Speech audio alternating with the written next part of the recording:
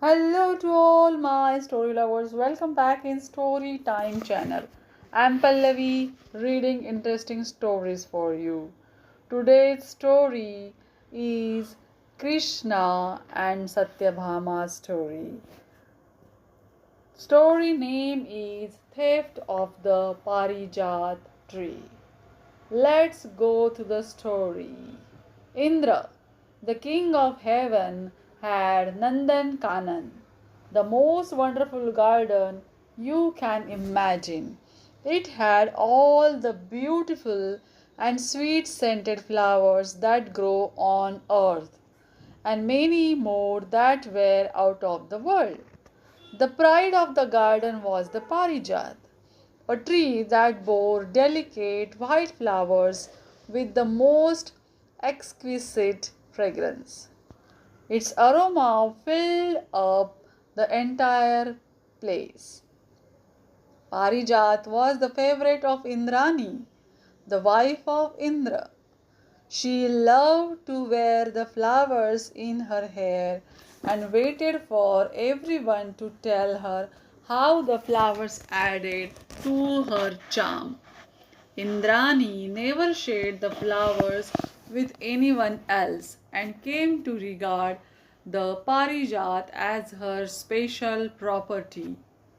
One bright morning, Krishna and his wife Satyabhama decided to visit Indra. He received them personally and took them to his palace. After some rest, Indra requested them to take a walk in his famous garden. The flowers that bloom in all the colors of rainbow delighted Satyabhama. She walked among them, admiring one flower after another. Finally, her eyes fell on the Parijat.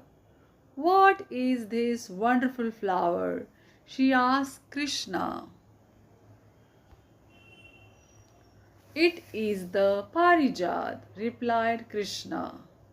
I haven't seen this flower before, remarked Satyabhama. Where did Indra get it from?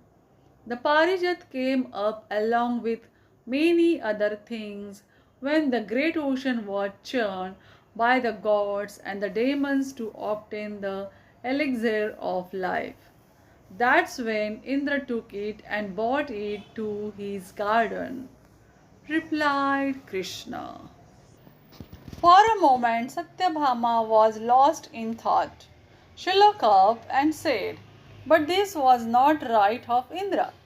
If the Parijat came up at the time of the churning of the ocean, then it is common property and should belong to everyone, not just one person. In any case, I fail to see why it should belong to Indra alone. He hasn't done anything special to deserve it, has he? Perhaps you are right, agreed Krishna. The Parijat ought to be enjoyed by all. You rightly said it is not Indra's personal property. Then let us take it away to the earth, said Satyabhama eagerly. I shall plant it in my garden and share the flowers with everyone in Dwarka. Very well, if that's what you wish, said Krishna. Yes, I do desire it, said Satyabhama. I shall wear the flowers in my hair, and if people outside Dwarka ask for them, they too shall have them. Krishna smiled and pulled up the Parijat tree from its root. He laid it on the back of Garud, who was waiting to carry them back to the earth. Just as they were about to start, the guards at the gate of Nandankanan stopped them. Stop! They cried. Where are you taking the Parijat? It belongs to our queen Indrani. You cannot steal it. Stealing? Cried Satyabhama. This tree came up at the time of churning of the ocean and is not anyone's personal property. We have every right to take it back to the earth and let everyone enjoy its flowers. It is selfish to keep it to yourself. You cannot steal the Parijat. Indra will fight you and you cannot stand up to him, said the gods contemptuously. All the gods will back him up as well. What can a single person like you do against our heavenly force? Better give up the tree and get back to earth before anyone realizes what you were about to do. How dare you? Cried Satyabhama, her eyes flashing. Go and tell Indra that we are taking away the Parijat. Let him fight Krishna if he dares. The guards rushed to inform Indra about invention. They also repeated Satyabhama's words to Indrani, who was livid with rage. How dare Satyabhama, a mere human being, criticize the Queen of Heaven and steal her property? Indra, you must teach them lesson, she shouted. Krishna may be an incarnation of Vishnu, but at the moment he is the prince of Dwarka and belongs to the human race. He cannot annoy the inmates of heaven. Indrani continued. Indra picked up the lightning, his chief weapon, and prepared to fight Krishna. All the gods and stars in heaven supported him. Getting back the Parijat was now a matter of prestige, and they could not possibly allow Krishna to take it away. Indra, accompanied by his entire army, faced Krishna, who stood alone with just Garud by his side. Crores of angels along with Indra shot their arrows towards Krishna. They covered the entire sky, shutting out the light completely. But Krishna destroyed all their weapons with great ease. Varun arrived with his own special missile, but Garud instantly broke it to pieces. Yama, the king of the death, threw his mess at Krishna, but this broke into pieces the moment it touched Krishna's mess. Kuber dashed in to attack Krishna, only to see his chariot going to pieces. The sun and the moon came out with their fury, but a mere glance of Krishna cooled their fire and completely put out their light. Agni, the god of fire, also froze at a glance from Krishna. Finally, no one from the celestial army survived except Indra himself. Alone, he was now face to face with Krishna. Indra held his main weapon, the lightning, while Krishna took up his Sudarshan Chakra. Indra's lightning was said to be invincible, and he shuddered with fear as he threw it at Krishna. But Krishna grabbed it by his free hand, and the lightning turned to a handful of frost. Now Indra was completely weaponless.